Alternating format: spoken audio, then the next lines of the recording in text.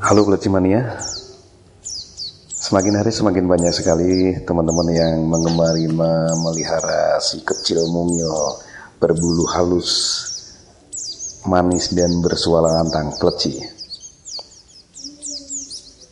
Banyak banget dari kita membeli Pleci dari hasil tangkapan di alam liar. Alangkah bijaknya kalau kita bisa ikut melestarikannya dengan cara breeding, karena dengan cara breeding ini kita sudah ikut melestarikan Pleci, terutama di Gunung Merapi. Ada Pleci Merapi dada kuning dan Pleci Merapi montanus. Saat ini sudah sangat banyak berkurang di daerah Merapi. Oke, sangat mudah untuk breeding, hampir sama dengan kalau kita breeding kenari atau kita breeding lovebird atau kita breeding blackthroat. Tidak banyak perbedaan. Ya jelas indukan harus benar-benar yang sehat, tidak cacat, tidak berbulu sedang rontok. Hampir sama kan? Yang membedakan mungkin umurnya aja. Umur Pleci yang bagus untuk menjadi indukan adalah 2 tahun ke atas.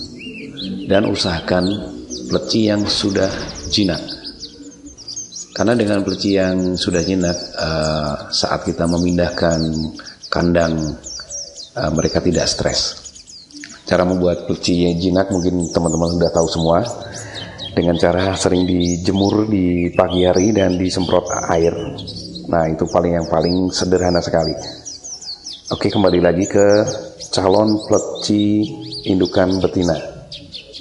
Kalau orang Jawa bilang yang lain yang kalau ada jantan dia selalu ingin mendekat dan cari pejantan yang punya suara yang sudah mapan, yang sudah bagus.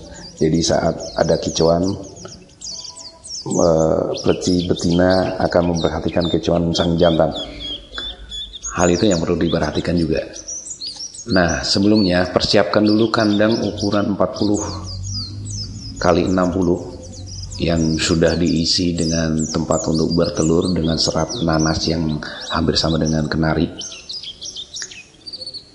Masukkan betina di kandang ukuran 40-60 tadi, dan tetap pisahkan jantan di kandang yang kecil dan selalu jejerkan kandang jantan dan betina.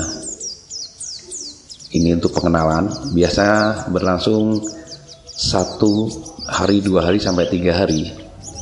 Setelah itu jauhkan antara jantan dan betina, biasanya mereka akan saling memanggil. Nah di saat itulah berarti akan terjadi posisi birahi sang jantan dan betina. Kemudian kita mainkan birahi Pleci-Pleci ini dengan cara masukkan jantan ke kandang betina.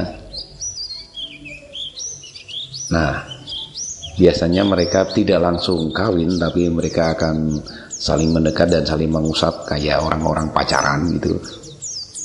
Kemudian pisahkan lagi dan jauhkan sejauh 5 meter dan usahakan jantan tidak bisa melihat betina. Biasanya mereka akan saling memanggil. Nah kita permainkan birahinya. Biasanya seperti itu akan lebih cepat, nanti mereka akan melakukan perkawinan. Dan perlu diingat juga sebelum mencari jantan dan betina ini menjadi satu indukan, perhatikan pakannya. Pakan yang paling bagus adalah pakan yang dari alam, bukan pakan-pakan yang dari buatan. Yang paling bagus adalah kroto untuk meningkatkan birahinya. Kemudian ada pakan-pakan seperti jeruk, pisang.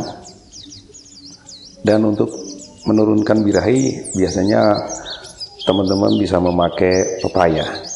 Ini untuk menurunkan birahi itu pun setelah nanti jantan dan betina udah kawin. Dan yang perlu sangat perlu diingat teman-teman, harus isolasi 2 Pleci ini, indukan ini dari suara-suara Pleci yang lain. Jadi tidak menjadi satu dengan Pleci-Pleci yang lain. Jadi mungkin kalian punya tempat yang lebih jauh dari pleci-pleci yang lain, mungkin kamar atau apapun yang disekat dengan tembok.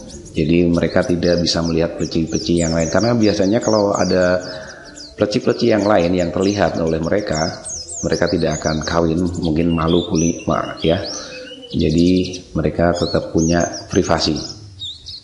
Nah, setelah itu perhatikan kalau benar-benar mereka sudah kawin, pisahkan jantan dari betina. Sampai kemudian nanti bisa kalian masukkan lagi setelah 1 hari lagi, mereka akan kawin lagi dan sampai bertelur. Dan biasanya ada jenis jantan yang nakal, dia akan merusak sarangnya. Nah, ini harus benar-benar dijauhkan. Benar-benar dijauhkan dari betina.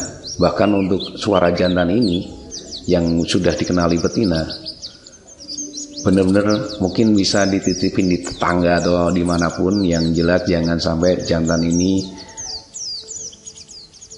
berkicau dan terdengar betina. Biasanya kalau betina mendengar jantan yang sudah bertelur, si betina tidak akan mau mengeram. Nah, banyak banget musuh-musuh dari telur ya, selain semut itu adalah cicak.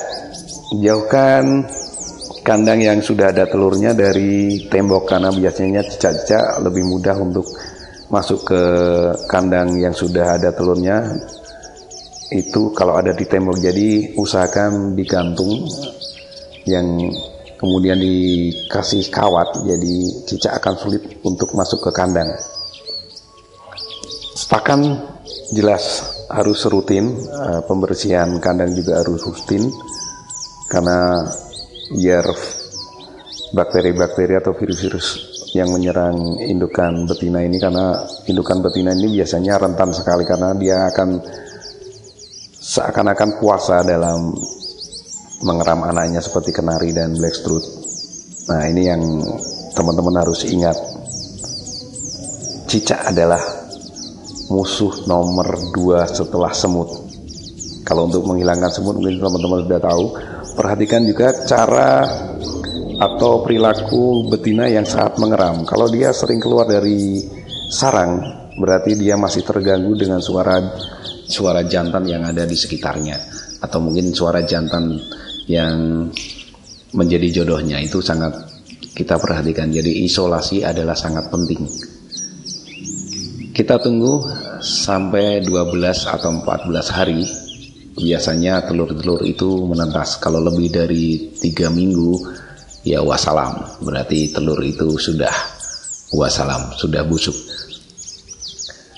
Dan perawatan setelah telur menetas, ini juga sangat penting. Jadi kebersihan sekali lagi sangat dijaga. Biasanya indukan akan memberikan pakan buat anaknya. Itu pakan-pakan yang tetap pakan-pakan alami yang bagus. Pisang tadi, kroto, atau dengan ular Hongkong, ulat Hongkong yang jangan kasih ulat Hongkong yang masih ada cangkang coklatnya, kasih ulat Hongkong yang sudah memutih, karena dia lebih lunak daripada ulat Hongkong yang masih ada cangkangnya. Yang perlu diperhatikan jelas kebersihan itu tadi. Nah, kalau kalian sudah melihat anakan-anakannya mulai dikasih makan oleh indukan, tetap jauhkan dari pleci-pleci yang lain, khususnya pleci jantan yang menjadi jodoh betina. Kasihan, nanti biasanya birahi betina akan muncul lagi kalau mendengar atau melihat pleci jantannya. Mungkin sampai umur 2 minggu, biasanya anakan pleci sudah bisa nangkring. Ibaratnya dia sudah bisa makan sendiri, tapi tetap aja indukan betina masih dibutuhkan, karena lebih baik yang ngasih pakan itu adalah betina, kecuali kalian punya waktu untuk memberikan makan buat pleci-pleci yang masih kecil ini dan memisahkan indukan betina dan kemudian bisa dipijahkan lagi. Dan umur 1 bulan biasanya anakan sudah lengkap bulu-bulunya dan kalian sudah bisa menarik nafas lega karena itulah masa-masa kritis sudah dilalui. Dan sekali lagi selamat mencoba untuk breeding pleci. Semoga berhasil dan sukses selalu. Semoga pleci di Gunung Merapi tidak punah karena ulah kita sendiri. Kita tetap pleci mania, tapi tetap juga menjadi pleci mania yang peduli dengan lingkungan, pleci mania yang peduli dengan alam, pleci mania yang peduli dengan Gunung Merapi yang menyediakan banyak sekali pleci-pleci indahnya, pleci-pleci bersuara emasnya. Dan semoga dengan breeding sendiri kalian bisa menghasilkan anakan yang bisa kalian mastery dengan suara-suara burung lain yang kalian inginkan, dan semoga kalian bisa menjadikan anakan-anakan breeding sendiri menjadi juara-juara yang hebat. Oke, terima kasih dan salam pleci mania.